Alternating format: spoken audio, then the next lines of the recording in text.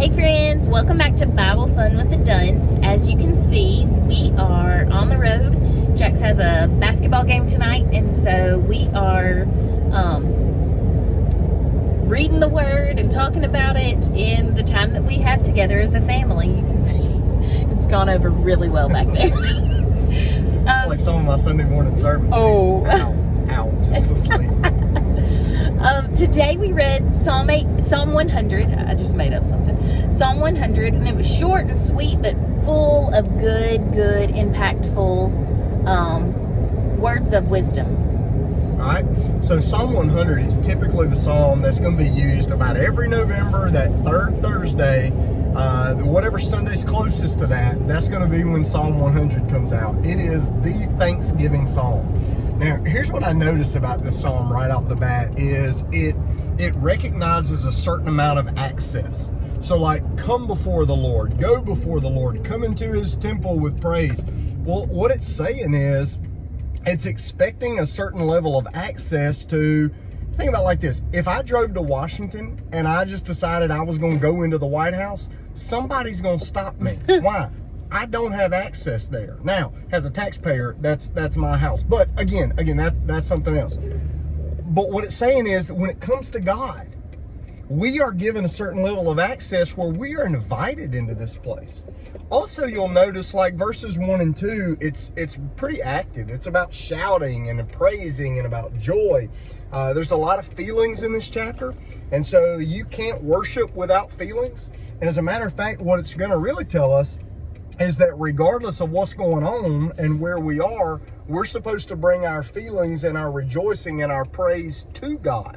See, when it says all ye lands down at the end, one of the things we talked about was that some lands are free and some lands are happy and some lands are great and some lands have peace and joy and all this kind of stuff. Well, some don't. But it doesn't give a qualifier of, hey, if everything's going great, rejoice in the Lord. It's just talking about rejoicing in the Lord.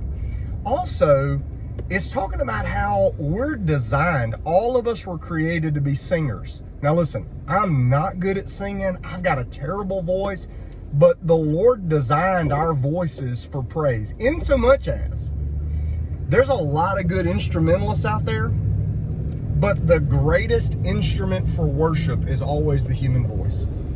Every single time, the human voice is where it's at. So, Mama, what you got? I told Daddy that I should have, I don't call him Daddy, I told Dusty that I should have saved my Thanksgiving talk for today. But that's what I see still. I've had that song in my head all day long. Your praise will ever be on my lips. And so when I read verse 2, come into his presence with thanksgiving. Verse 4, enter his gates with thanksgiving and into his courts with praise.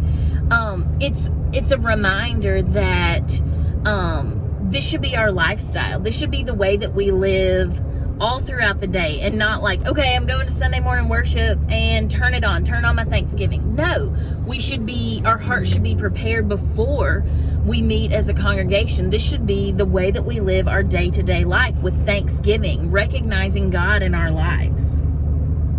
I agree. It's a great psalm. And listen, it's kind of one of those little deals where you recognize that dynamite comes in small packages. So like if you were to look at my Bible, there's a ton of notes just on Psalm 100. And it's going to be one of the shortest psalms that there is. And so just because it's small doesn't mean it's not big. This is a big psalm, and it's meant to be used and to be modeled after how we live our lives. And so, or our lives are to be modeled after what it sets the tone for. And so I hope you're enjoying it. I hope you like your time in the Psalms. I love the Psalms. And so use it and worship. See y'all. Bye. Bye.